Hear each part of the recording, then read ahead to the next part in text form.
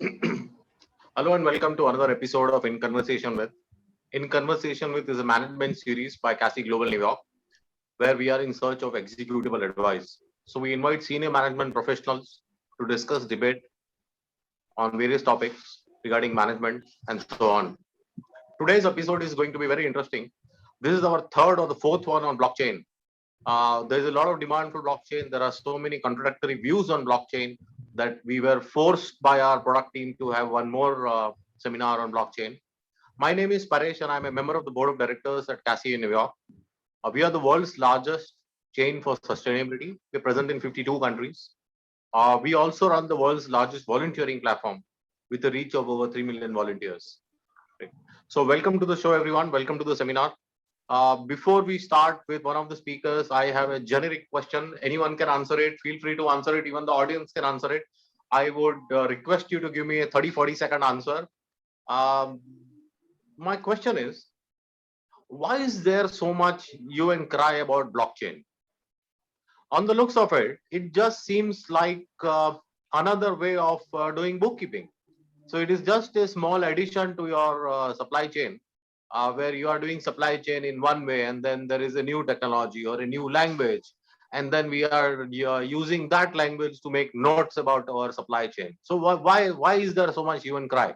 Is there really something to it, or in the world of social media we have managed to make the hue and cry so large that the valuations are flockering around it?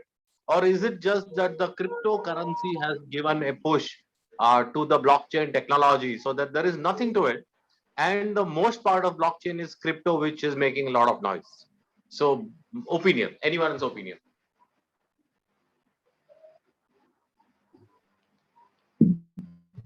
Patrick. Well, that sounds like something I would say. Okay, then I will take the stab at this question. Then this is Sudeep. Hi. So essentially, why blockchain is making such a big noise is essentially because it is a foundational shift for how we do transactions, right? And more than anything else, what it means is that the centralized way of doing things we have come to a threshold point where with a centralized way of can you guys hear me? Am I audible? Yeah, you're audible. Yeah. So the centralized way of bookkeeping or any transactional system can be replaced by a decentralized way of doing things on scale. And why we are doing that is basically mostly because of Maslow's law, but essentially the turning point has come that we can actually remove centralization of transactional systems. And it can what scale we can achieve is a different question, but that turning point means the design pattern that will be following through would change a lot in the world of systems, and that is a foundational shift. Like it or not like it, it will impact your world. So my follow-up question again, and anyone can answer it, I would appreciate a short answer, is that so really the thought process is that we really want to know who bought what before us and after us, and who did what before us and after us. And we are so sure that frauds will happen that we now need the names and the addresses and the Aadhaar card numbers or the EIN numbers of everybody who was involved in the product or in the chain. Is that another way of putting it? That is why we need blockchain, just to know that is everything okay. So we are afraid of a fraud.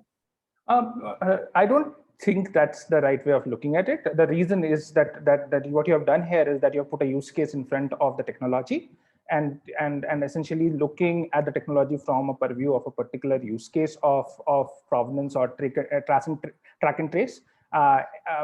And the functionality, I mean, the use case has its own needs, right? It has its own functional objective to achieve, right? And if track and trace is relevant to that objective is entirely a different question, and blockchain has nothing to do with it. What I am saying is that when you actually have an underlying layer which is decentralized, which does not require central authority to actually reconcile, and it's auto-reconciled in itself, it brings down the cost of doing that activity. It doesn't necessarily mean that you want to, what it achieves in the process, whatever byproducts it achieves in the process are useful for the end user. It means that the cost of the system comes down.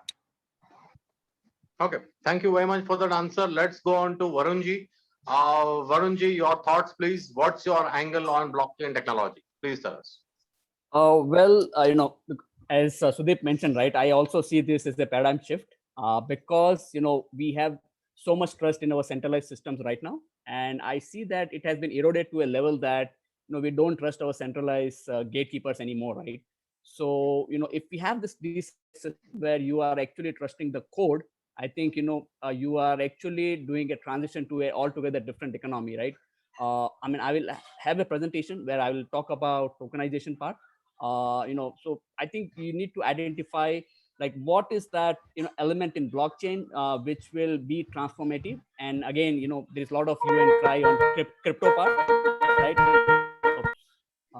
Okay, so there's a lot of hue and cry on the crypto part, right? Like there are like a lot of Ponzi schemes, and that is getting the bad name. But if we focus on the transformative part, right, the future token economy, how it enables us to transfer value, I think that is what we need to focus on. Because again, blockchain has a fundamental marketing problem, right?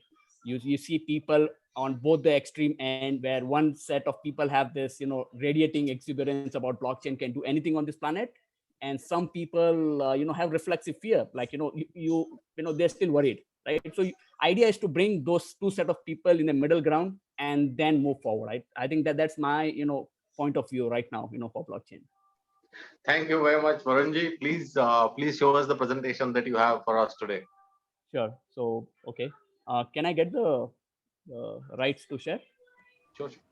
Yeah, I've given you the rights. Perfect. Thank you.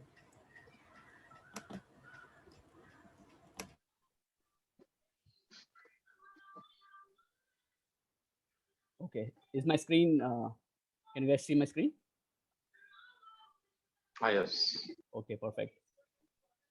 Okay, so again, I'm not going to talk about what is blockchain and what does it do. You have a lot of seminars, PPTs available there. Today I'm going to talk about primarily about the exciting stuff, right? How blockchain is able to revolutionize, transform towards token economy, right? We are right now into platform economy, where you transact information, and the idea is, again, as I said, blockchain has a fundamental marketing problem, right? So how do you come out of that that problem and move towards a decentralized future, right? So as I said, again, decentralized, there is a lot of focus given on that, and there is a lot of inflated expectations around decentralization. My personal thought process is that both ecosystems has to coexist, centralized world, decentralized world, because again, right, there is one set of school of thought which completely believes in decentralization for every aspect of our day-to-day life. But I believe that for we to transform to token economy, both ecosystem has to coexist and then move forward, right? So again, when I say about token economy, there are new business models, there are new intermediaries. I think the first fundamental thing, when you said that why there's a huge and cry, there is always a fear of disruption, right? All these incumbent players, they always fear the threat of getting this intermediate, right? So again, the idea here is with this new token economy, you're not getting replaced, you're not getting disintermediate, but you are actually adopting to a new fundamental model itself, right? You will have a different role to play. And if you would have seen the landscape currently, all these big players, right, like say Goldman Sachs, PNB Paribas, they've started Fidelity Assets, they started redesigning their business, right? Like they've entered into crypto space, because they understand, right? Just staying focused on their current business line won't be enough. They need to shift their gears, and that's the fundamental shift in how your existing players adapt to blockchain. And as I said, again, blockchain is not decentralized in the future. It's a coexistence of both the ecosystems together, right? So as I said, right, there are two types of use cases I've seen generally, right? One is, I call it the boring stuff, right? You'll see all the supply chain management use cases, healthcare, So those are basically, the internet-based applications trying to move to blockchain, right? Like kind of digitizing your stuff, and then moving to blockchain, right? So again, these applications are important, but mostly they deliver only incremental improvements in your productivity, right? So but as I said, the focus of today's session is basically on the exciting stuff, right? The applications which are very native to blockchain, right? They don't have any past baggage. They are purely built on blockchain, and things which have never been built on blockchain before, right? Purely new stuff. And these are the ones where you experience an exponential improvement in your in your growth, right? So as I say right now, as we talk right now, we are just sitting on the tip of the iceberg of the revolution which needs to be coming, right? Like there is a huge wave of innovation which comes in. It depends on a lot of regulatory aspect also involved, because we see a lot of disparity between regulatory frameworks, right? Some advanced geographies are really advanced in terms of the regulatory framework, and there are laggards we are still trying to catch up, right? So once we have this standardization of like protocols and regulatory framework, you will see a sort of wave, innovation destructive wave, creative expression, where both your old industries and the new startups are trying to coexist, right? So again, the exciting stuff, right? So that particular exciting stuff is generally divided into four parts. The way we see it, I mean, you might have heard a lot of about DeFi, right? Decentralized finance, decentralized infrastructure, your self-sovereign identity, like, and decentralized market.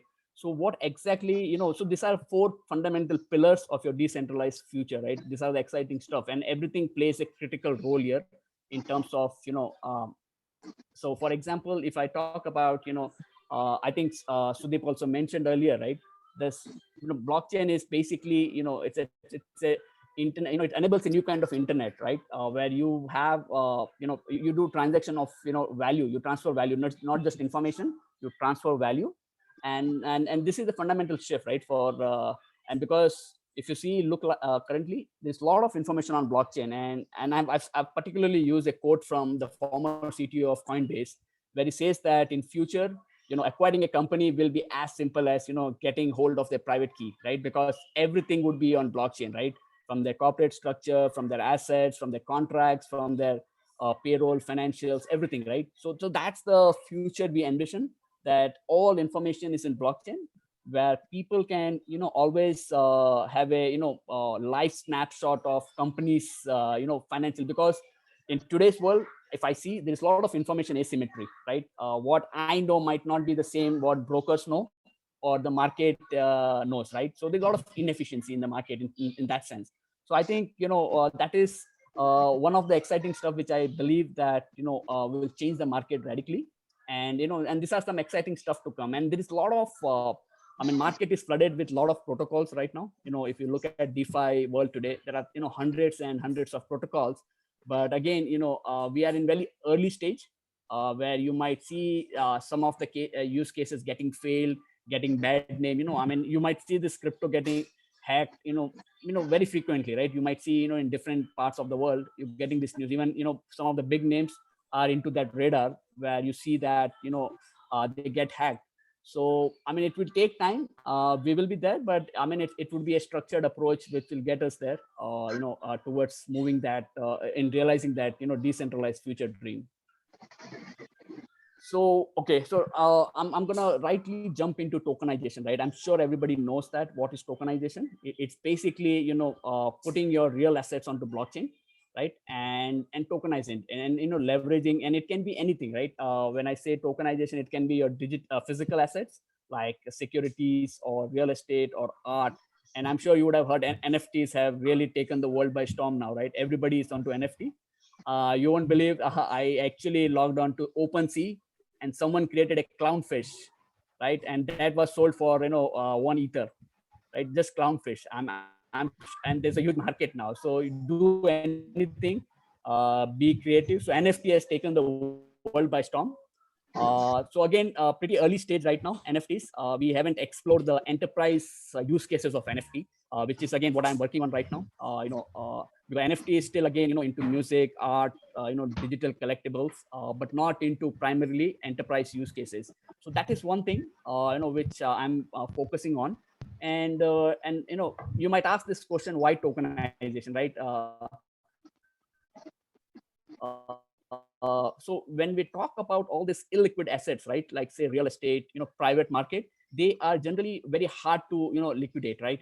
Because they don't have a market as such, so there is no a platform or marketplace which connects the investors, with the with the people who want to sell their real estate market, right? So there is a big gap here.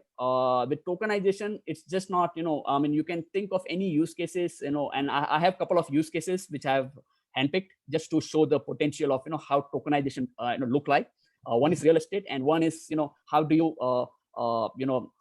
like give equity of your future income rights, right? Like if you are a, like say, athletic or a star, or a, or a artist or a musical, player. So how do you tokenize your future income, right? How do you futurize your own talent equity, right? So that is one use case which I've selected. Uh, so when we talk about, the entire tokenization thing, it's very important that we understand some, granular terminology, because, many people get caught up with the terminology, and it is, it depends on different platforms, the way they use it. But I think primarily what I've done here is, I've broken out into 4 types of tokens. The security tokens, which is my area of work, where we are actually creating a an entire end-to-end platform, which is, your primary issuance platform, you have your, digital custodian, and you have a secondary trading platform, right? So so I'm working on that right now. And then you have your utility tokens, right? So utility tokens, again, when I said security tokens, they are highly regulated. They are just like your traditional securities, where your regulators will definitely get involved and make sure that, all the laws are compliant with. But when we come to utility tokens, they are not regulated, right? It depends on the use case, what kind of use case it is, and it depends, right? And you have payment tokens, and hybrid tokens is again, mix of both your utility and payment tokens, right? So this is fundamentally, I've just broken down on 4. You might have further subsets as we grow into the landscape. You might see further, subset of tokenization taxonomy. But No, so how are think security this tokens is, regulated? they identity, they basically represent the securities. Like if I want to tokenize, go out with an IPO, right? Instead of giving shares, I give tokens to my shareholders, right? So what happens is, if you look at the value chain of, IPO, right? Like say example, if I have a company, I need to go to the market to raise funds. I have to, like talk to many players in the value chain, right? I have my investment banker, I have my physical custodian, I have my settlement thing, so there are a lot of players in the value chain before even I get listed. And it's a Herculean task for SMEs, right? Like innovative SMEs, there is always a funding gap, right? Because for them to get listed on, Yeah, but that is that is exactly where the problem is. Tokenization. Now, what happens is when you come out with an IPO, your shares are going through NSDL or CDSL. correct. So finally, NSDL and CDSL are regulatory bodies of the government. Exactly. So then, if a company is issuing 1,000,000 shares at 10 rupees each, then all the 1,000,000 shares are accounted for at NSDL. Now, what happens is when you go into tokenization is something which is not done by NSDL.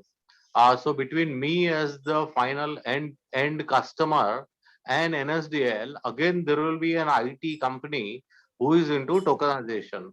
So that is exactly where the chances of frauds will happen, because if there are 1,000,000 shares and NSDL is giving a guarantee that there are only 1,000,000 shares, then as the end user or buyer of a share, I know that there are 1,000,000 shares and this is the market cap. But when tokenization is done and NSDL is not doing the tokenization and a private company does it, then what is stopping the private company from issuing 2 million tokens or 3 million tokens? Yeah. So again, That is exactly why currency is printed by the government and currency is not printed privately. No, I think you have brought up a very good point. So when we talk about security tokens, right, what it fundamentally does, it replaces those two entities, right? NSDL, your setup. So you have actually shortened your value chain, right? There is no more settlement party which actually takes care of your settlement, right? So you're directly transacting on blockchain. And when you said that, you can actually mint, n number of tokens, right? So again, this is a regulated industry, right? When you No, but tokenize, the right? regulation stops at NSDL and the company, IT company, doing the tokenization is not under any regulation. So once you are able to issue a billion tokens instead of a million, you are free to shut down your company and go to Cayman Islands. So what is stopping you then? No, so again, so that's the bad reputation. This. No, it is not bad reputation. It is a chance of opportunity. So Correct. see, No. you will not steal $1 million, but a billion, 10 billion, 100 billion, 1,000 billion, trillion, I can go on. And somewhere down the line, people will say, okay, this is where I will commit a fraud. So it is only a matter of number. Corruption is guaranteed. It's a matter of number. Which number will make the person corrupt? So if you go into tokenization, the only solution is NSDL has to believe in tokenization, and the tokenization has to be done by NSDL. Then the moot point of having an IT company dissolves, because the only thing you will do is you will set up the tokenization IT for NSDL, and that is where your job ends. So you lose all the billions of valuation which you may today have because you are into tokenization. Then you become a regular BPO IT company. So how do you solve that problem? So Sudeep, you were saying something, Sudeep. Yeah, so let me respond to that. Paresh, first of all, even when you actually securitize in normal market, you have market makers, right? So you will have a HSBC or SBI caps doing the IB business while you are actually creating the shares and actually evaluating it, right? So and I get your point, right? NSDL is not being ruled out from this particular industry, and there is a reason why we are at a current state where crypto's tokenization, which is working pretty predominantly incestuously in the crypto space right now. And there are reasons behind it, which you mentioned is NSDL needs to be in it to actually do that. NSDL today also provides the oversight that this particular thing has been done properly and been listed. And who provides you the IB capability is typically an investment banking firm, which is basically helping you securitize that particular script. What will end up happening in future is essentially you'll have to build a platform, and rather than having centralized information where I do not know how many stocks, I will have to go to a website, multiple websites for that matter, to see how many stocks have been moving. The tokenization gives you a fundamentally better control over the movement of this particular stock. And NSDL would still play the role. It will not play the role of just the jurisdiction, but also the auditor of this particular tokenization. And it has to happen if you have to work in an organized finance industry. But where the things change is that today, for example, there's a 1 million stocks that have been floated. I do not have an ability to see the ownership of which stock is where today, right? Tomorrow, if this particular stock is actually listed on a well-networked blockchain, for example, Ethereum, right? And it is already written that if the ownership moves on an Ethereum, a well-networked blockchain, I would be able to check irrespective of being NSDL or non-NSDL. I can actually go as a person who's participating in this particular transaction. I can go and check that particular stock is where it has been told to be. Right. That is the difference in the transparency that we are bringing. And nobody's saying that NSDL should not. What we are saying is not that NSDL's oversight is not required. What we are saying is NSDL's administrative overreach is no longer needed for the market to operate freely. It can still play the role of oversight, and so can a lot of other non-governmental organization play the role of oversight and say that, hey, the business is acting in the right way that it should be, rather than depending on only one body. And if I actually can corrupt it, it is much more easier to actually create a market imbalance. So that is essentially a private IT company would then play the role of a regulator. Nobody's. That's exactly my problem with the line of thought process that you're having here. I'm saying is that the IT company is only is not regulating anything. The IT company is saying that I am facilitating the platform, and not even one IT company. For this to work, there would be multiple IT companies which have to play the role. Just like multiple investment bankers are playing the role of underwriting the scripts, right? You have a Goldman Sachs, you have a SBI Capital, you have HSBC in India, right? Which are playing the role of market makers, and that will be replaced by a multiple slew of technology companies. These technology companies could be the IT wings of these platforms, which are working on a technology or proprietary technology, which a fintech companies the one we are talking about will do. But still, the essential aspect is that this market would become far more transparent, far more liquid, and the cost of transaction, which is the brokerage and the amount of money that is done to achieve this transaction and the oversight, will come down drastically. That's where the tokenization helps. Sure, I have some follow-up questions, but let's get on to that later. Yes. Please go back to your presentation, sir. Let's hear the rest of it, and then we can have some questions. Sure. Yeah, sounds good. Please. So yeah, so I think Sudeep mentioned, right? So in this entire value chain, you will see new intermediaries coming, right? So when we talk about like security tokenization, you will see like the IT company which you talked about. So they are just facilitating the process, right? Like minting the tokens. But end of the day, again, it's the regulatory oversight which gives them the license to oversee everything. And as Sudeep very rightly mentioned, the administrative part of like the existing NSDL, right? I think it is far less, and all the market players have same access to the information because it's on public blockchain.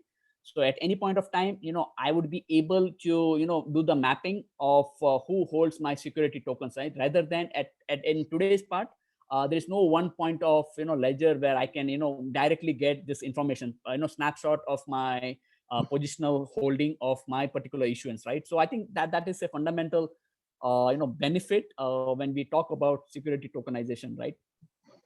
So okay, yeah. So as I said, I wanted to talk about the real estate market tokenization, right? Primarily because right? Like it has a lot of friction, right? Again, very inefficient, illiquid, and price discovery is always broken. Yeah, you never know whether the price is right or not. So again, and then it's a huge market as well, right? So I think that's why in blockchain, this is a very solid use case. There are many players in the market which have actually started like tokenizing real estate market. And it's quite possible that I sit here today in Bangalore and own a property in Michigan, Detroit, Michigan, right? And start earning income from that, right?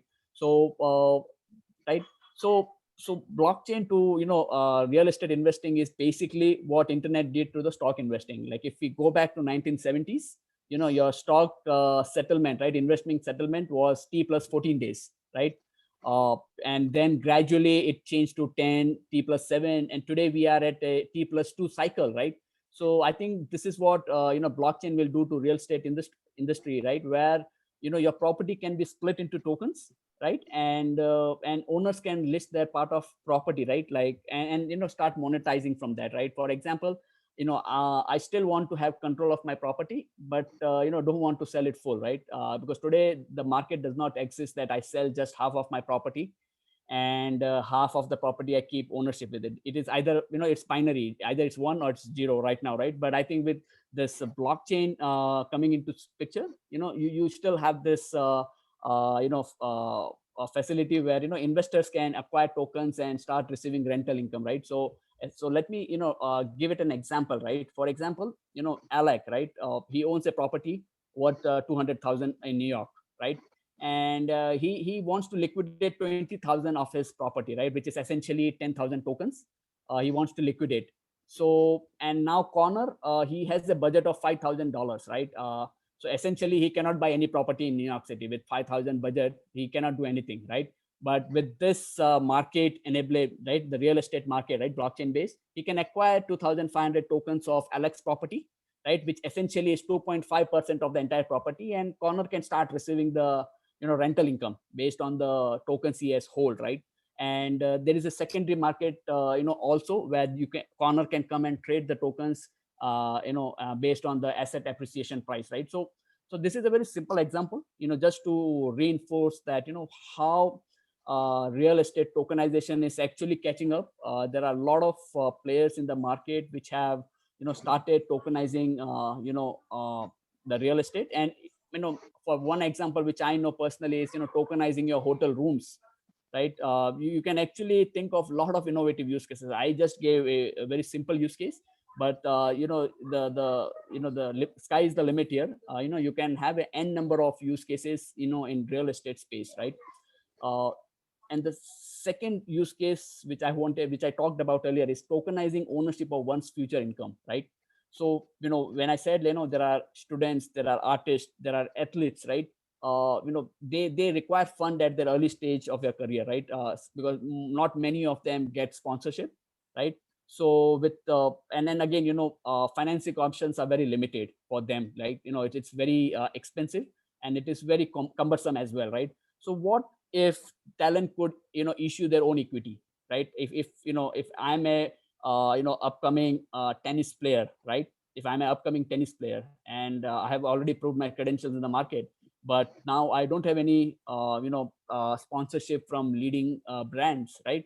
So how do I move forward, right? How do I make sure that I get the right training and path to move forward? So I think there are platforms where you can tokenize your career prospects using blockchain, and and that will enable investors to fund the talent, and at the same time get a revenue from the future incomes. And I also have a an example for this one.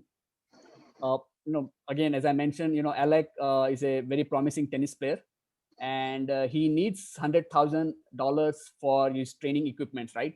So he signs up to the platform, he issues 100,000 tokens, right? So as an investor, tokens, I buy the tokens, and Alec receives 100,000 for his training, which he invests. And as an investor, I get 30% of his future income rights, right? And the fact that everything is in blockchain, you are actually, creating more transparency, right? And you are creating a more viable environment, for both the parties to transact. And I think that's the essence of blockchain, right? When two parties, untrusting parties, come together on the same platform, and that's the essence of blockchain, right? So this is one use case which I wanted to, highlight. And with that comes my last slide. And again, just wrapping up everything, going forward, I think, blockchain will be the cornerstone for, all the digital transformation cases, right? Again, there might be, there is one section of society which thinks digital transformation is just upgrading from, their legacy software to something else. But I think digital transformation itself is a huge, space within it. Basically, you create additional revenue streams, right? I think that's the real essence of digital transformation. And as I said, and I think Sudeep also mentioned, it's a very foundational technology, right? Can be applied anywhere. As I said, the boring stuff where you see a lot of use cases currently in enterprise landscape, and the decentralized world, right, where you have a lot of things going on. So end of the day, I think it's the synergy, finding that common ground between both the thing, both the people, where I said earlier, right? One section of society is having, a positive radiating, exuberance about blockchain can do anything on the planet. And another section of society, as you said, Patrick, right? Patrick is a non-believer, right? So I think got to bring both the people on the same page and then move forward. So with that, I come to the end of my presentation, and happy to take any questions, Paresh. Thank you very much, Varunji. In essence of time, let's move on to Sudeep ji for his thoughts, and then we can go on to the question answer session after Nawabaro also present. So, Sudeep ji, your thoughts, please. What's your angle? We You're on cannot hear. mute. Okay. Yeah. Hi. So I will. Actually, but interestingly, even I was thinking of covering on NFTs as well. So what I'm going to do here is that, just to give a quick background about myself, so that I can give it. I work in the trenches of blockchain for about 5 years. I work in the research and development area of it, and I'm very foundationally on a tech side of it. But at the same time, I do meet a lot of, I've had the pleasure of meeting a lot of CXOs of Fortune 500 and talk to them about how it affects their area for a very, very long time. So with that, I am going to look at the same problem statement a little differently, right? So, and my view might be a little bit more technical, so bear with me. But at the same time, what I'm going to do is that I'm going to introduce you to some more terminologies, and then what we have already seen so far, and then we'll go from there, right? And in the interest of time, I'm going to cut down my slide deck to a few slides, just 3 slides, and we will talk. We'll leave more to for the juicy questioning and question answers, right? So that's how we will do that, right?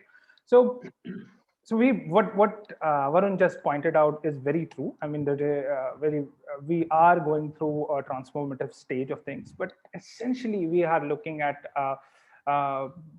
at markets with just a few types. Like you have already known about ethers and fungible tokens. We have already seen these in action. We know Bitcoin, we know Ethereum, Dogecoin, Cardano. We know all these names now, and the crypto world of ERC20, as well as the parallel tokens that exist. We already know about them, right? We also know about a non-fungible token, the interesting non-fungible token market that has been booming, which has grown at 1200% in last 6 months, right? They have grown by 1200% right now.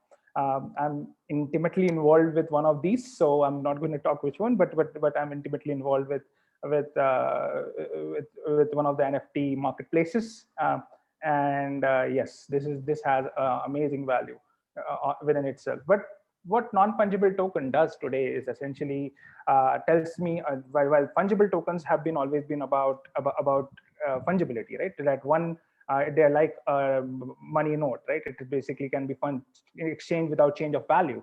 Non-fungible tokens have been predominantly unique about their identity. It's the other end of the spectrum where we're saying that, fungible, if they have a non-fungible token, then that's the only unique non-fungible token in the market, that there's no one other, right? It has a very unique value perspective to it. And these being the two cornerstone that we are looking at right now, and when we are looking at DeFi 1.0. Now I want to introduce you to 3 new kind of tokens. One of them is actually not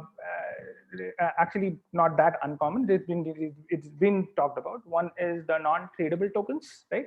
Which is non-tradable tokens are essentially you own it and you can't trade it to anybody. Once you own that particular token, it belongs to you. It is intimately linked to your identity. Let's look at your passport, your citizenship, your letter of domicile, right?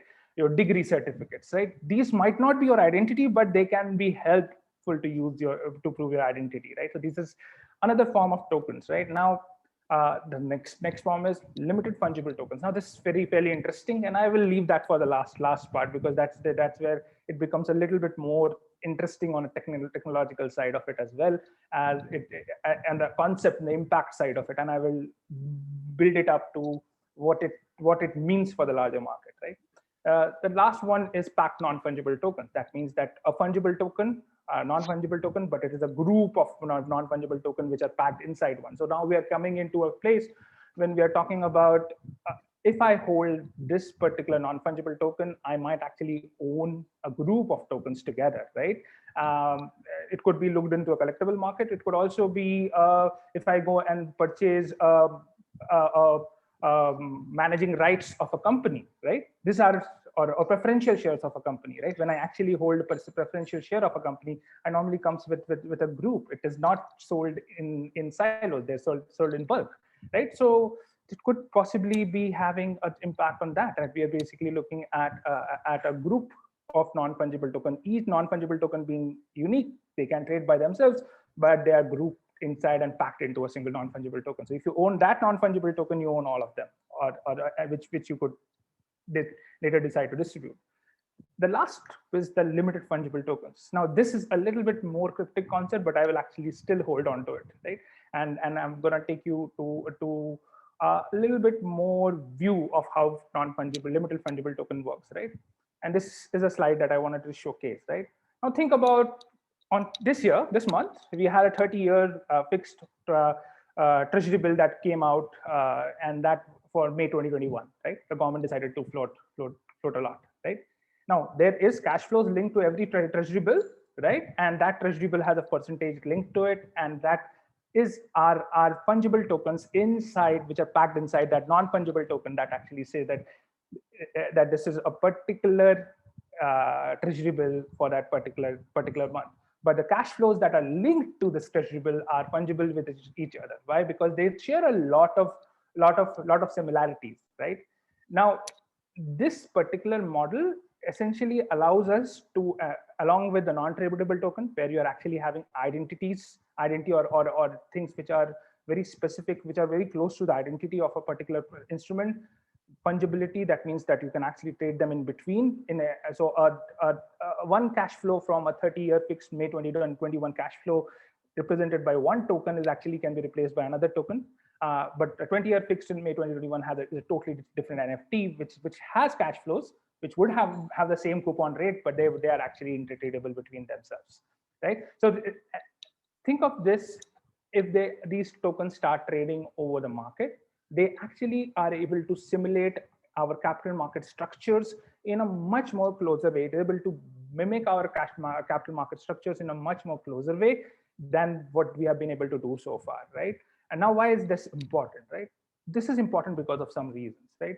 We've been going through this transformative journey where we have seen DeFi 1.0, where we actually are in right now, where and we are actually at money levels right now. So with DeFi 1.0, which was basically using non-fungible tokens and fungible tokens and trading something and creating instruments on top of your crypto assets. Right now, if you see in the market, crypto assets are being a different asset class, which has been isolated. Non-crypto assets are a different. There are Goldman Sachs has already created their crypto asset fund, but it's treated as isolation, right? It is not going to be a mutual fund which will have a crypto and a non-crypto asset. It's not arrived at that phase, right? That is crypto 1.0. We have seen money Legos. Money Legos is more like DeFi 1.0 or all the crypto enthusiasts coming and saying, hey, we have a $2 trillion economy. So we essentially have a scale in which we can create our own separate town and build instruments on top of that, which can actually talk to each other, right? So I can actually use a DEX to actually convert my Ether into a stable coin, then peg that stable coin on Compound and actually get earn money from a trader who wants to borrow it for a day, right? Margin trading. Something that we have done in which it's nothing new. This is a concept which has been existing in the classical finance forever, but it has now been introduced, right? So money Legos allows us to peg one instrument with another, though these instruments are predominantly crypto instruments, right? But here's the problem, right? Crypto market with all its structure is $100 billion. If I take all the DEX together, they are $100 billion in structure. The whole crypto space is around $2 trillion economy, right? What is the size of the overall world economy in terms of money markets? It stacks at 397 or 398 or 400 odd trillion dollars. This is the size. This is very important that while we are being successful in creating these small areas of our own decentralized economy, it is very important for this economy to scale. It is very important it becomes part of the classical economy as well. And one place where it actually changes is the granularity of information this particular economy actually tracks on a very high transparency level, right?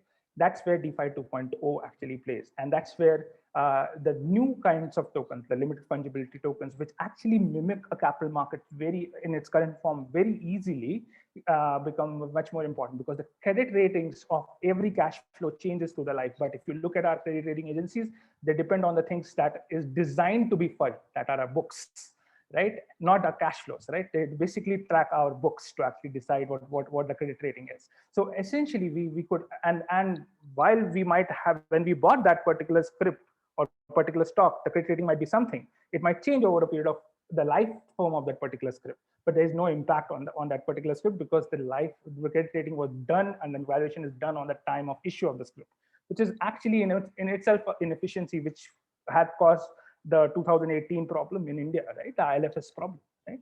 So we definitely have a value for the larger economy from this decentralized world, to give them the traceability of changing scenarios and being able to assess the credibility on a real-time level, for your bond market, right? Bringing a $10 trillion or a 10, or a huge, I mean, not even 10, much bigger economy into the purview with much more flexibility, much more visibility. This is the value that DeFi has, because every time, right, like in any particular yag we do, right, you have to do some swahar and then we get a tathastu, right? So then so you have to put in something to get something back, right? So that's the so this is the participation decentralized economy has to improve the efficiency of our current bond markets, current capital markets. In return, we basically create the bridge which allows the money legos and the DeFi 1.0 economy to actually communicate, because all the bonds, all the capital, all the products that are being designed in the DeFi 1.0 by all the level 2 programs that are coming around in the Ethereum world are essentially having these capabilities inbuilt into them, because that's how they were built upon. So, and then once this interaction happens and we get a common ground and bridge, we can actually be able to reduce the overall cost of making money flow into that grassroots levels of our economy, which is where the real value of blockchain is. If we are able to bring down the cost of our transaction, we can actually penetrate into the lower pyramids much better, much more efficient, and in a much more direct way. So that's where the fun is. That's where the impact is, right? So that's the basic idea that I wanted to do. I just wanted, I designed myself for just 7 or 8 minutes of talk. So I think I've come on to my time. So I will just stop here. And if you have any other questions, I will take them.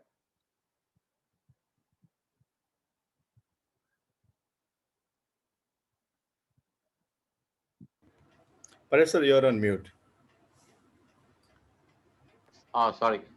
Thank you very much, Sudipji. That was a nice presentation. Of course, we have questions, but let's have a short presentation from Nava Baro. Mr. Nava, are you there with us?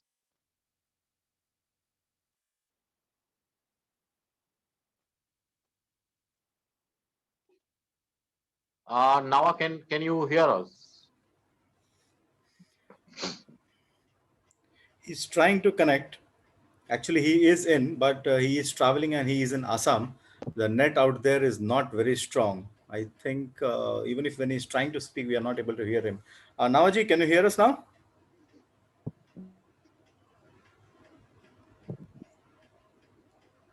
I really want to name online the Government Blockchain Association. Oh, there are so many questions. Varun is smiling. I'm sure he also has a lot of questions.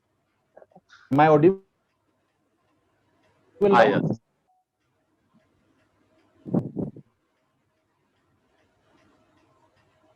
Hello.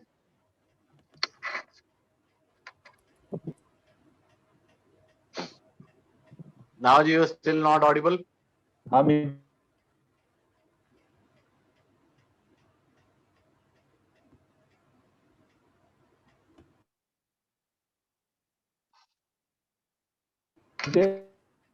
The network out there in Assam is too weak, I guess. Yes. Am I audible? Barely audible.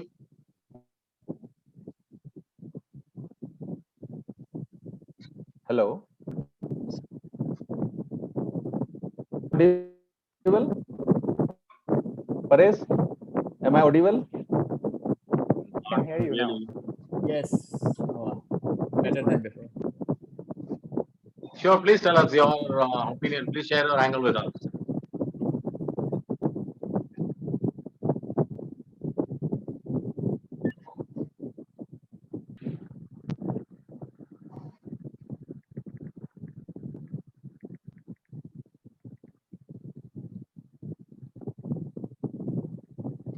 Navaji, it looks difficult. I'll give you 5 minutes. Try and check your internet. Let's move on to. Paresh sir, I just received a ping from him. Navaji, we can hear you. Please go ahead. Please share your views. Sure, please.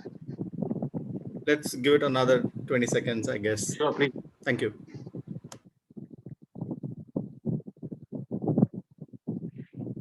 Hello. Yeah, hi everyone. This is Nava here. Sorry, my apologies. There is a lot of network problem here. I'm like in the state of Assam in Northeast India right now. There is a lot of network problem I'm getting here, so that's why apologies because of the delay. Uh, so I couldn't attend discussion earlier. So I just I believe I missed the very important part of the discussion. Just wanted to understand the perspective of other speakers as well. But coming back to the point on in terms of blockchain, just I'll speak on the macro issues. Like I don't want to go into the details, technical details. I'm sure there are other experts who can speak technical issues. Uh, the thing is that given the current pandemic situation, like I would like to speak from that perspective, given the current situation, how blockchain overall can be relevant. So globally, if you we all know the kind of challenges that we are facing in terms of trust and transparency. Just giving a practical example, see a lot of in terms of vaccination drive, lot of difficulties we are facing in terms of trust. So what I believe is that uh,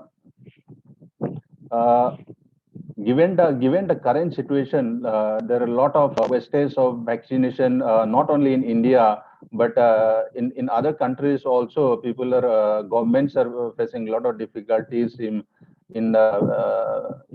getting the people to believe uh, the importance of having vaccine.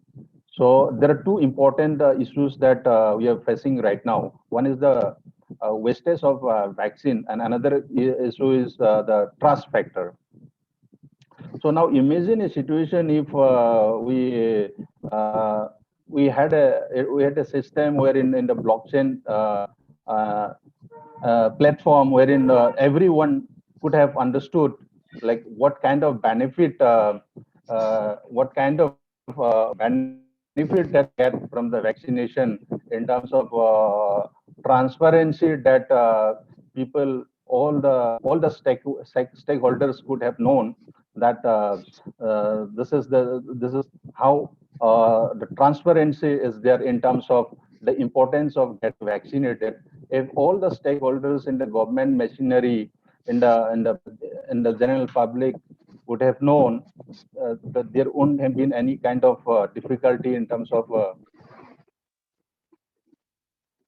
wastage of the vaccine.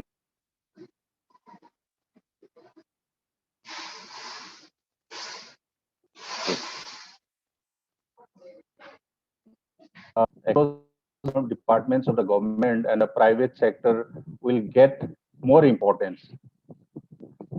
So I want to give some examples. Like for example, a lot of state governments in India are they are giving a lot of importance to blockchain as a technology. They are in the process of understanding in which are the public distribution departments that they can apply the blockchain technology. Like for example, the Maharashtra government, they are in the process of bringing this blockchain policy. They have recently announced that they're looking into adapting as a blockchain as a technology in the departments in the public distribution departments in the healthcare sector. They're actually in the process of developing a blockchain policy. Similarly, governments like Telangana, then Andhra Pradesh, Tamil Nadu, state governments, they have shown a lot of keen interest in terms of bringing blockchain technology in the public distribution departments.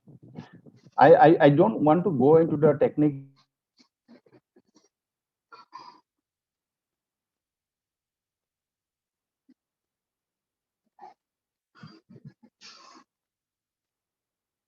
details like how that we are our objective is to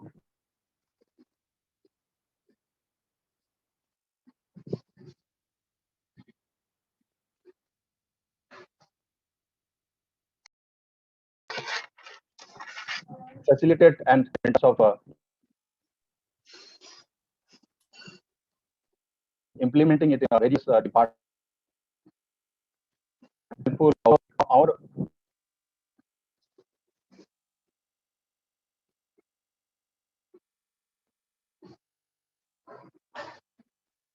our objective is to bring it out of that. So I just given an example because the current pandemic is very relevant in terms of technology. If we had this platform earlier, so best practices in the medical sector, in terms of treatment, in terms of saving life, in terms of medication, in terms of overall treatment of the patients.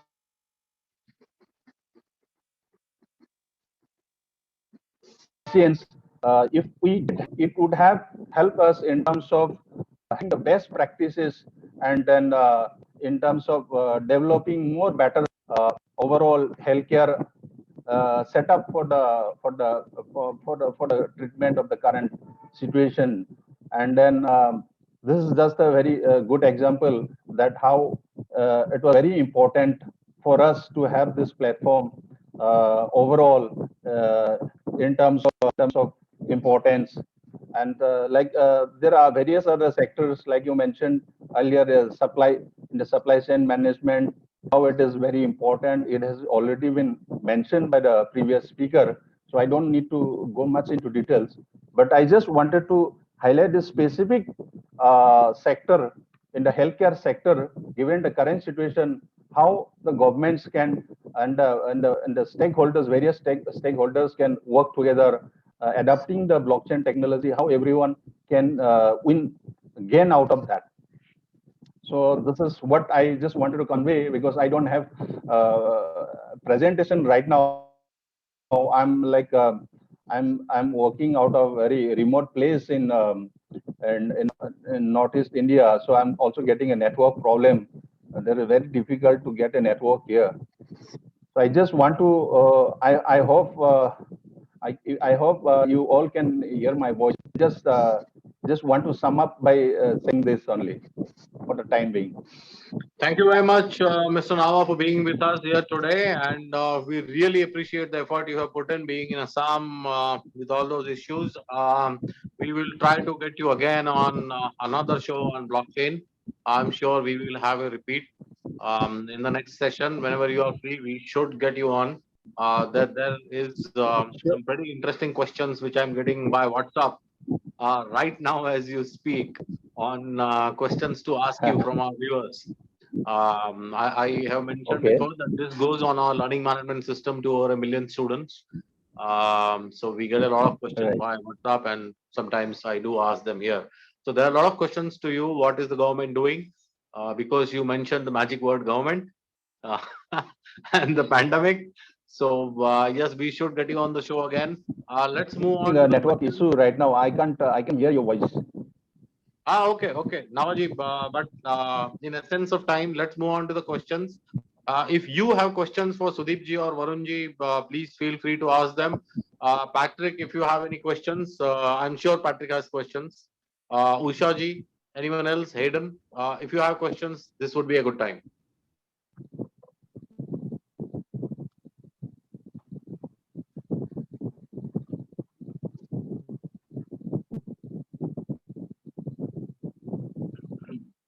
Shall I? Shall I start it off? Oh, please.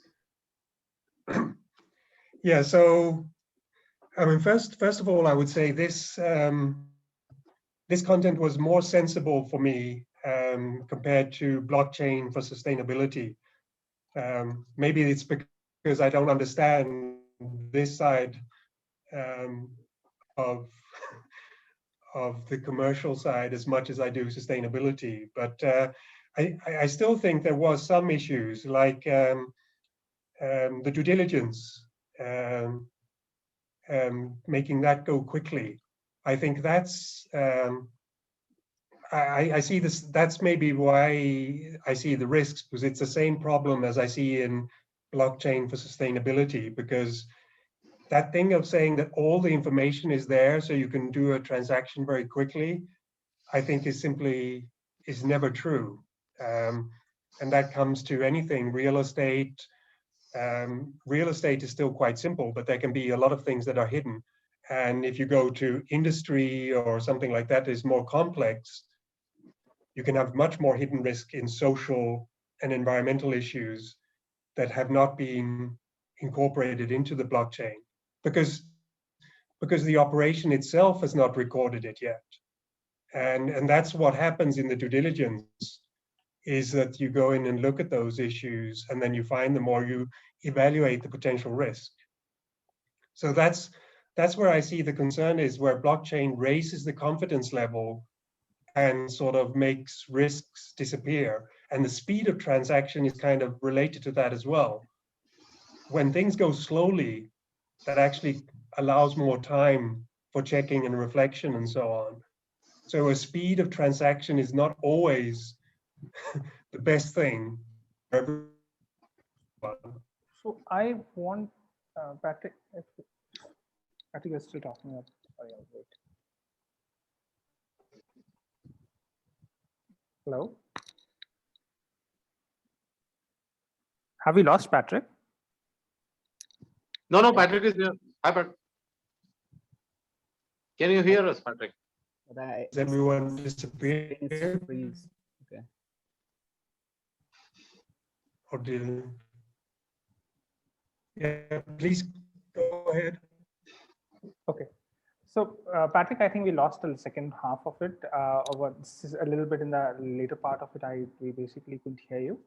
But I want to dispel one quick myth, right? Is that blockchain somehow improves transaction speed. Actually, that's not true at all on a technical level. What it does is it optimizes your entire value chain, but not because it's able to do a transaction faster. It's able to do far more transaction in a much more cohesive way. And you're right. You're absolutely right when you say that risks are dependent on what I am able to track, right? Even in sustainability or in terms of sustainability or any use case, right? Even if I am not tracking my counterparty risk or counterparty cash flows, I mean, blockchain is not going to be able to track it, right? Even if I create a token, right, I have to have a process to track that particular risk. And no one at any point of time is suggesting is that we have to do away with that process of tracking that risk, or the process of tracking of that risk, right? And if somebody suggests that, then they haven't understood what's going on, right? The cost, first, there is no transactional benefit. Actually, the transaction speed is relatively slower compared if it is done on a scale level. If you see, there is a big problem with a lot of blockchains. There's a scalability issues, predominantly because we are struggling with TPSs, that is transaction per second. So you could have a centralized system which can give you a much better performance, but will also take certain risk in doing that, right? So speed is not the reason why you will move to blockchain. It's the fact that you can granularly track a multiple number of events on that particular, be it sustainability, be it a financial transaction. You're able to track multiple things, and you can get to that point with less cost of adding less OPEX cost, is what makes the blockchain tick. It is not, it provides you an ability to go much more granular into your sustainability process, much more granular into your risk assessment process, much more granular into your compliance process, without adding exponential cost to it for when you scale the process. That's where the value of blockchain is. It is not with the generic speed of transaction. Right, and I would like to add what Sudeep also said, right? I mean, Patrick said that like not everything gets recorded on blockchain, and that is correct, right? It's by the system design, right? Because it's garbage in, garbage out. What you put in, you get in there, right? So if your system design encompasses all the right processes to track the end-to-end traceability, then it makes sense. But I think if you have certain processes which are very vital for your entire system traceability, then it's important that blockchain considers it, because blockchain by definition, again, Sudeep mentioned it, it's not about speed, it's about getting all those granular details which are needed to prove your transaction, right? Because again, right, we are talking on I think Sudeep also mentioned the blockchain trilemma, right? So there are three pillars to that, right? You have your security, you have your transaction speed, you have your scalability. So you need to do a trade-off here, right? If you focus on security and your scalability, then your other piece, you need to trade off, right? So end of the day, I think it depends on your system design, what kind of system design you have put in, right? And a lot of work has been going on. I mean, you must have heard of oracles, right? So oracles is the one which feeds data into blockchain, right, into smart contracts, right? So so the entire ecosystem of your DeFi, right? I mean, oracles is a very integral part of it. So if you have optimized it, it gets all the relevant data, blockchain gets all the relevant data, then it's an very optimized system which does what you want to do. But there are some failed use cases, right? Where I mean, the expectation was speed, but then the trade-off was not proper, right? If you want to do speed, then I think you need to design your case in a way that you focus on two pillars of your blockchain piece and trade off the other part.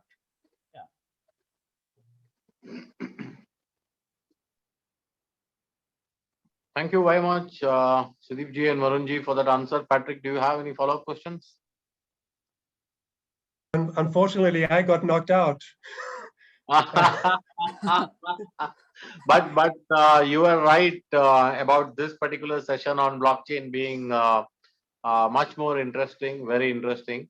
And finally, we have a blockchain pro, Varun, agreeing that yes, not all frauds can be controlled by a blockchain. I'll give you an example. In Greece, 1 out of 4 buildings are illegal, or they are not really registered, and that's what a research report says. So even if the government uses blockchain, they will be able to register 3 buildings and not the 4th one. Because if there are no records, there are no records. So blockchain is not something that goes around creating records. It only depends on who is filling the records. So yes, while it's a technology which will help your profitability or help your operations, the underlying people risk remain. So yes, Patrick, you are absolutely right, and Varun has mentioned that. Do we have any more questions, or we call it a day? I can ask more, and then I get knocked out again. I'll have to watch the answers on YouTube afterwards. But no, I think you can go ahead, Patrick. I can put comments on LinkedIn if I agree with the answer or not. But, that would be nice. We'll tag Sudeep, Varun, and now, so they managed to answer them. Mr. Hayden, do you have any questions, please? Let me introduce Hayden. Hayden is a policymaker from Trinidad and Tobago. He's the ex-CEO of Securities Exchange Board at Trinidad. So from a policy point of view, do you have any questions? Yeah, well, let me kind of bring my ex regulator hat into this thing, because I guess one of the challenges is the extent to which the regulator has kept pace with the market, and whether the fact that the regulator tends to be 3 or 4 steps behind the market developments, whether this inhibits the development of the product, of the science. I don't know if the 2 gentlemen can shed some light there. But let me ask a question to Hayden. Hayden, I understand that the establishment, the banks, the banking establishment, the government banking establishment makes a lot of money from money transfer, transferring money from one person's account to another. Put it in a very basic way. Cryptocurrency changes that. Their banking services would not be required, and there goes away billions of dollars of transaction fee. So would the establishments not work against the cryptocurrency? Would regulators be against crypto for the simple reason that regulators work with the government? The government and the banks, they make billions in fees, in transactionary fees. Just transferring account money from one account to another gets them fees. crypto changes that dynamic. So, as a regulator, what really happens? On the contrary, I would have to say that the industry, meaning the banking sector and the regulator, have embraced, to the extent possible, embrace cryptocurrency and blockchain technology as a means of enhancing their service, their service delivery. In our segment of the market, to be honest, there's a lot of money obtained from money transfers. A lot of the core business of the banking remains related to the spread between deposit rates and lending rates. So I don't think there's been pushback from the market in that sense. I mean, what has happened is that a lot of the banks have moved to acquire entities engaged in the crypto market. On the contrary. Yeah. Okay. So Thank you for that answer. I have a question to. Yes, First of all, I was not able to actually understand his question, so I would want to understand his question one more time. So that's one thing I want from him. And to my understanding so far, I mean, one of the most, please correct me if I'm wrong, one of the most conducive spaces for crypto has been the Caribbean islands, and again, it's gross generalization, and I don't have a micro level details. But it seems that why is I mean, and my question was actually contrary, because to what you were suggesting is basically because why has crypto market done so well in that particular space compared to vis-a-vis a little bit further down south, right? In LATAM, it's not that hot, right? But it is very hot and pretty widely used. The penetration is pretty good in that particular market. Is that a right understanding? Is that a wrong narrative that I'm getting from the market?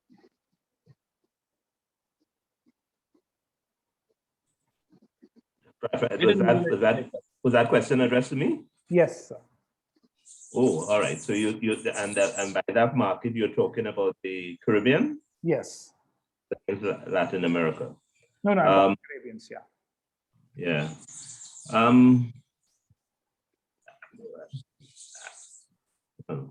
I mean, the banks in the Caribbean have sort of a peculiar exposure. I don't know if you're familiar with the fact that we've had an issue with maintaining our correspondent banking relationships. Correct. In the region, and that is a serious problem. In terms of funding transfers and trade and so on. Yeah. So in our region, I would say that the embracing of cryptocurrencies has been led by the central banks, more so than the rest of the sector. So the Jamaica Central Bank is moving to establish a regulatory cryptocurrency. Eastern Caribbean has also gone that route. Trinidad, where I live, has been a little tardy, but I expect that will take place also. To sort of create another avenue for the necessary foreign flows that are required for this part of the world to maintain its connectivity with the rest of the world. I can't say that it's sort of picked up generally in the market, and I think that the fact that it's led by the regulators is a positive. So I think that's where we are right now in the Caribbean. And I could not really get the question that you asked. If you would repeat your question, that would be nice. No, so I was asking, so that the issue with new market developments in the financial field, one of the issues relates to the tardiness of the regulator, because invariably the regulator finds himself 3 or 4 steps behind the market in developing legislation, in developing regulations to for side of the market and to facilitate. So I know that this is a case to varying degrees around the world, and I don't know if in your part of the world whether that's an issue, whether the regulatory response and the tardiness of the regulatory response is an inhibiting factor. Yeah, if I can take that. Yes, you should take that actually. Yes, because I'm actually in the process right now, working with Malaysian regulators, and what you said is exactly the point, right? I mean, it's a twofold thing, right? One is keeping the investors' protection in mind, and second thing, how do you leapfrog in this, in the race, regulators' race to be in the forefront of this technical innovation, right? Like when you talk about, this advanced economies, right? Crypto space. I mean, you talk about Hong Kong, Singapore, so they are in the forefront, right? I mean, they have all sort of regulatory, like sandbox, and in a very robust framework where startups can actually, get started in no time, right? But at the same time, regulators are much concerned, and you rightly mentioned they always do the catch-up act, right? And and we see this as an opportunity to lobby, right? To lobby with the regulators and make them understand the future space, right? What are the benefits, and we are in the process of doing right now. For our platform, we are in the process of liaising with the regulators, and we see this two contradictory challenges, right? Where investor protection, of course, very important. Every regulator would want to protect the investors' interest in mind, while at the same time, the hidden motive is again like do something innovative in the space where you are actually opening up your economy and getting benefits. So again, it's a chicken and egg problem right now, right? But from our standpoint, our view, we see this as an opportunity, right? If we can handhold the regulators, guide them, with the process what you're envisioning, right? And again, it might be a long process. It's not a single shot that I give a presentation, they accept. So it's an opportunity which we see to help the regulators to come up to the space and take a leapfrog from there, in terms of how to move forward. I hope that like got some perspective, right, to your question, Hayden. And Hayden, and to bring the Indian context into it, I mean, we just had a Supreme Court ruling to actually to take the RBI note off, right, which has allowed a lot of crypto exchanges to function back in India. So I mean, yeah, it's a tug of war. It's and with all the news that's floating around, it's yeah, we can't say that we are doing. I mean, definitely, what is different is that we are, unlike in Caribbeans where there is the regulator is taking a lead role to actually adopt, and there is a reason for it. India, unfortunately, does not have the correspondent bank problem. We basically have both Swift and wire services are very commonly used by all, and we have our anchor bankings here. So our banking system is much more integrated, and hence we do not have that particular ones, and hence RBI in India doesn't need crypto to actually do correspondence of international money transfers and FDIs. And so we are having a much longer battle to fight in that context. We do not have that value in India. Yes. Thank you. Thank you very much, Sudeep. We have time for one more question. It's 8:29. We have finished at 8:30. Usha ji, you have a question for us.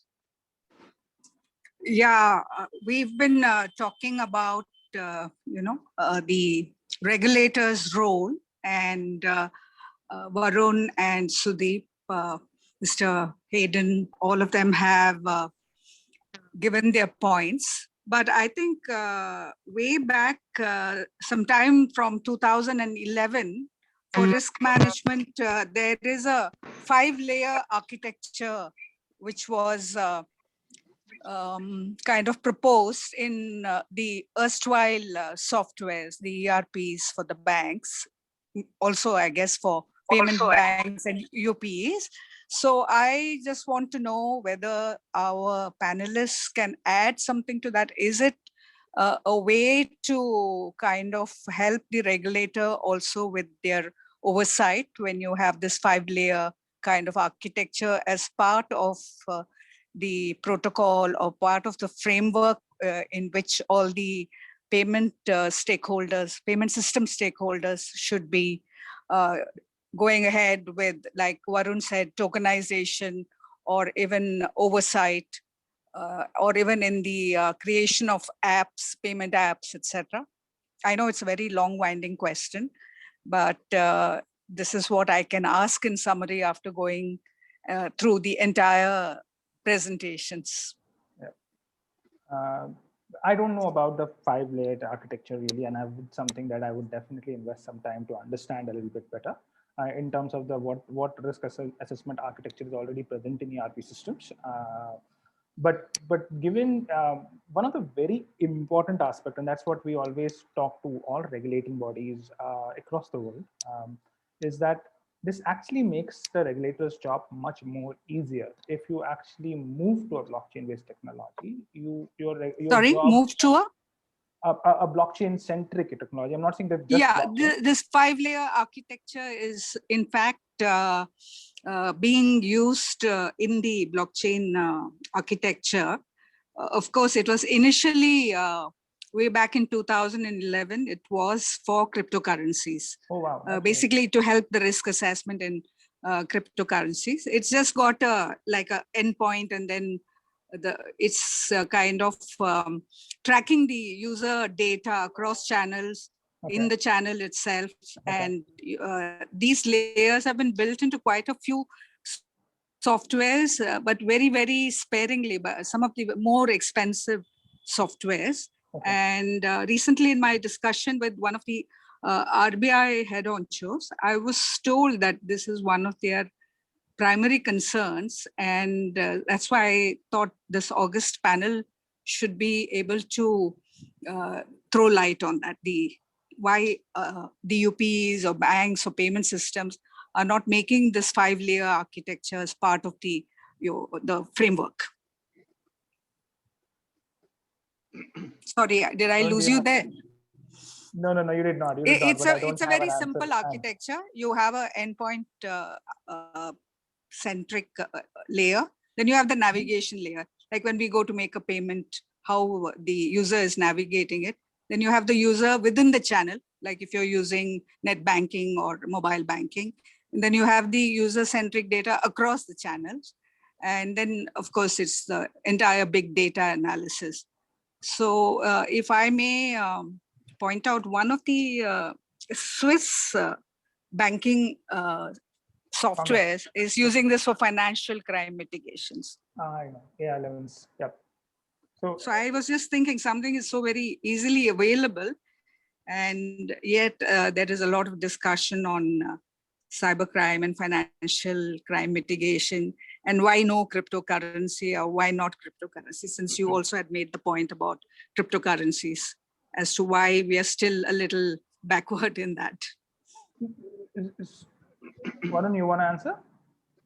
No, I mean, again, I will have to go to the drawing board to understand this architecture. I mean, that was a tough one. This was a tough panel, and Usha came out with a tough question. Let's take this offline. No, it's very simple. Like you explained the tokenization so well. So we understand from a perspective where the problem is, Ushaji, that I would answer with a lot of speculation and assumptions in my head. So I don't know if my answer this is not at all a technical point. I'm also a functional person. And having done the Bank of Baroda technology transformation, I remember that they didn't go for this ERP which had all this, because it was like kind of 10x at that time, and they went for a simple Finacle at that time. Yeah. And now they're sitting and reinventing the wheel. So I know this panel is together aggregated kind of knowledge base. So it was just a question to the panel. So my point of view on this problem statement is that you see the problem is there in your question. It's within the question purview itself, because when you chose a Finacle versus a Swift application, you basically chose compliance versus a non-compliant system, right? And that's what blockchain starts stating, that if here's something that RBI really wants Bank of Baroda to talk about or track and see that should to be able to inspect that even at a transactional level, if you actually have that information in a blockchain or on a public blockchain, it becomes so much more easier. It might be a case that RBI doesn't want, or Bank of Baroda does not want everybody to see it. In that scenario, you could actually create a level 2 application where you can actually see these compliances very easily, right? And the problem is this, right? That when you codify it and you centralize it, it becomes a feature, right? When you actually create a standards of it and ask and track them and ask the concerned private entities to be answerable to those, it becomes just a way of doing business. And that's where blockchain could actually help compliances more than it can. So there's no question about, and I think nobody is disputing, even in the organization, that blockchain has that value, right? Compliance without intrusion, the value and that should be in case. But I don't think this is a case of blockchain-based architecture being followed, because neither Finacle nor others are following. Swift has just started its process with blockchain-based architecture, but they've done a pilot in 11 countries. But definitely. Sorry, I missed that name, Sudeep. I missed that name. Who has just started? Swift has started up, has done a prototype pilot study of the same wire transfer, international wire transfer using blockchain. And they had 40 participating banks across the world, and 11 participated in the pilot actively. But these are architects. This architecture was not, but that was basically for reducing the cost of transaction. And not. Thank you for your answer. I think it has answered most of my, your answer was much more crisper than my question, but it has answered what I wanted to know. Thank you very much, Sudeep. Thank you, Ushaji. Thank you. This was a very interesting session, as I said earlier. Thank you, Professor Thank you very much, Ushaji. Thank you, Sudeep, Varun, Patrick, Hayden. Thank you all very much. Thank you for being here. Thank you very much. Thank you. Pleasure to be on this panel.